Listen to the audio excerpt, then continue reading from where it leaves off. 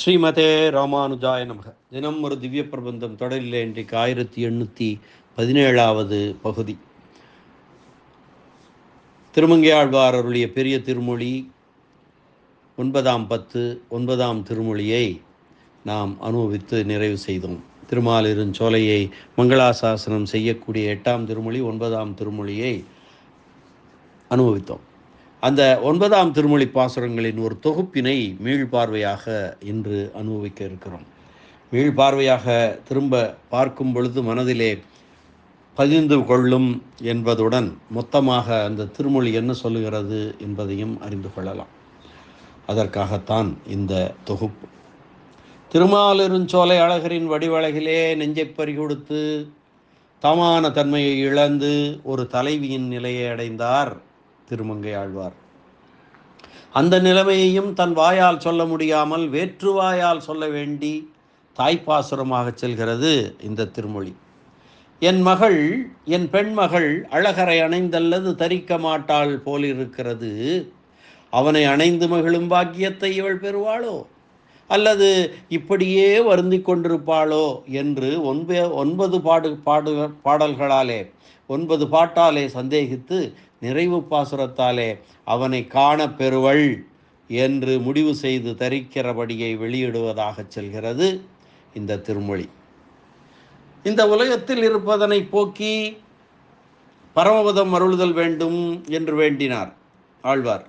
வேண்டின போதே பரமபதம் கிட்டாமையாலே இந்த உலகியல் தொடர்பை நோக்கி, இந்த உலகியல் சம்சார தொடர்பை போக்கி பரமபத இன்பத்தை தருவதற்காக எம்பெருமான் எழுந்தருளியிருக்கும் தென் திருமலையிடத்தில், திருமாலிருஞ்சோலையிடத்திலே புகழடைந்தும் நம் விருப்பம் நிறைவேறவில்லையே என்று வருந்தி, அந்த வருத்தம் மிகுதியாலே தாமான தன்மை அழிந்து எம்பெருமானோடு கலந்து பிரிந்தவளான ஒரு பிராட்டி நிலையை எய்தி, அந்த பிராட்டியும் தானே தன் நிலையை பேச இயலாதவளாய் படுத்திருக்க அவள் நிலையை எடுத்து கூறும் திருத்தாயார் நிலையை அடைந்தார்.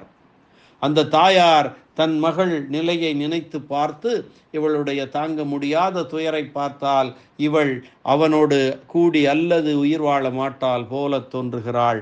அவனை அடையப் போகிறாளோ அல்லது இப்படியே வருந்தி கொண்டிருக்கப் போகிறாளோ என்று எண்ணமிட்டு மீண்டும் நிச்சயமாக அவளே அவனை அடைந்து விடுவாள் என்று முடிவு செய்து அமைதி உறுகிறார்.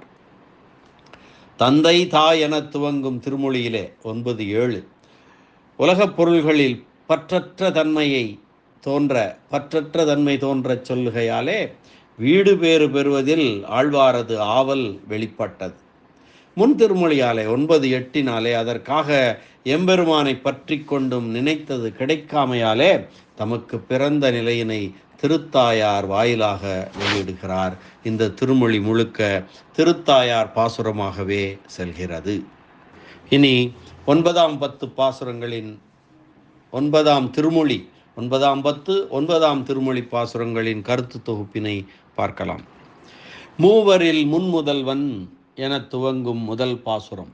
மும்மூர்த்திகளுள் முக்கியமானவனும் அலைகள் ஒழிக்கக்கூடிய பார்க்கடலிலே திருக்கண் வளர்ந்தருளி திருநாபியில் மலர்கின்ற தாமரையில் உலகை படைத்து பிரளய காலத்தில் திருவயிற்றில் வைத்து நோக்கி பிறகு வெளிப்படுத்தியவனும் நித்திய சூரிகளுக்கு நாதனும் திருமாலிருஞ்சோலைமலையில் நிற்பவனுமான கோபால கிருஷ்ணனான கோவிந்தனை வஞ்சிக்கொடி போன்ற இடையுடைய என் மகள் அணையப் பெறுவளோ என்று கேட்கிறார் முதற் பாசுரத்திலே. புனை வளர் பூம்பொழில் என துவங்கும் 2ஆம் பாசுரம். புன்னை மரங்கள் வளரப் பெற்ற பூஞ்சோலைகளை உடையதும் காவிரியால் சூழப்பட்டதுமான திருவரங்கம் பெரிய கோயிலில் திருக்கண் வளர்ந்தருளுகிற முதல் அர்ச்சாமூர்த்தியும் மூன்றுலகையும் படைத்த முதல் மூர்த்தியும் பூஞ்சோலைகளால் சூழப்பட்ட திருமாலிருஞ்சோலையிலே நிற்பவனுமான பெருமானுடைய திருவடிகளை மீன் போன்ற கண்களை உடையவளான எனது அழகிய மகள் காணப்பெறுவளோ.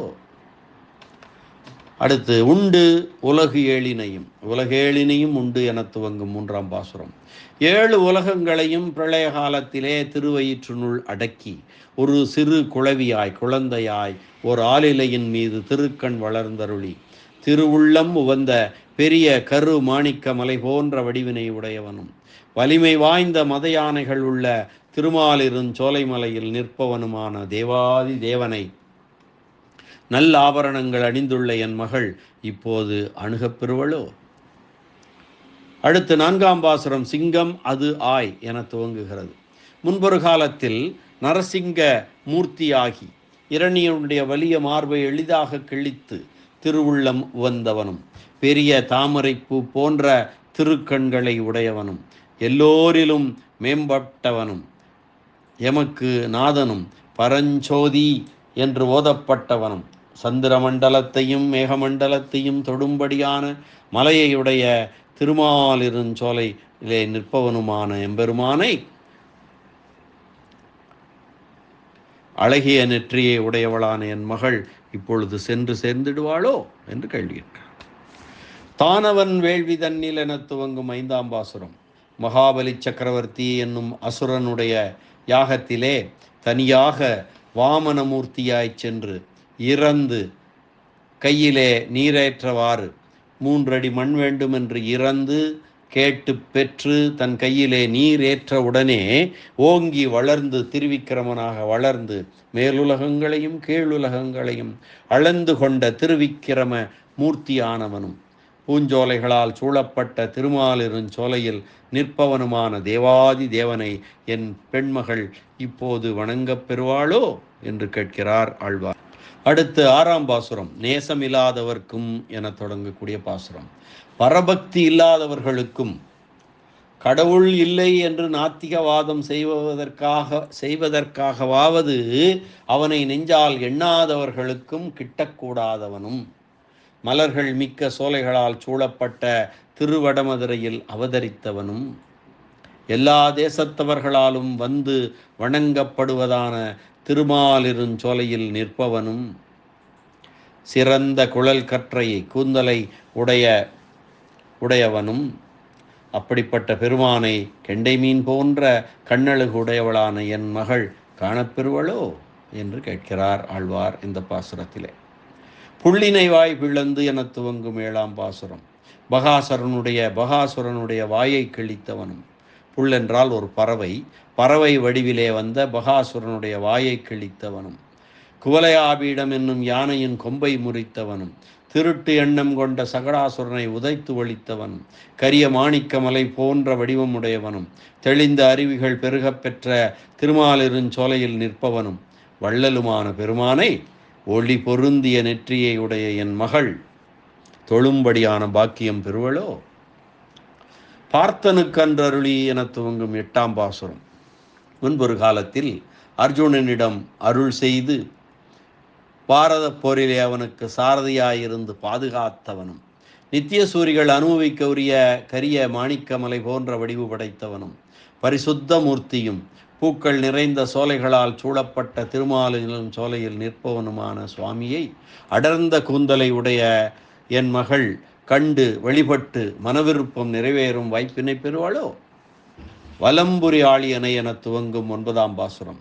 வலம்புரி சங்கையும் திருச்சக்கரத்தையும் உடையவனும் மலை போன்று திரண்ட திருத்தோள்களை உடையவனும் காண்பவர் பொறிகளை ஈர்க்கும் திவ்யமான பூணூல் அணிந்தவனும் சோலைகள் சூழ்ந்த திருவேங்கடமலையில் உள்ளவனும் வேதத்தால் துதிக்கப்படுபவனும் சிலம்பாறு என்று சொல்லப்படுகின்ற நூபுர கங்கையை உடைய திருமாலிருஞ்சோலையில் நிற்பவனும் திருக்கல்யாண குணங்கள் விளங்கப் பெற்றவனுமான சீமன் நாராயணனை அழகிய நெற்றியை உடையவளான என் மகள் அடையப் பெறுவளோ?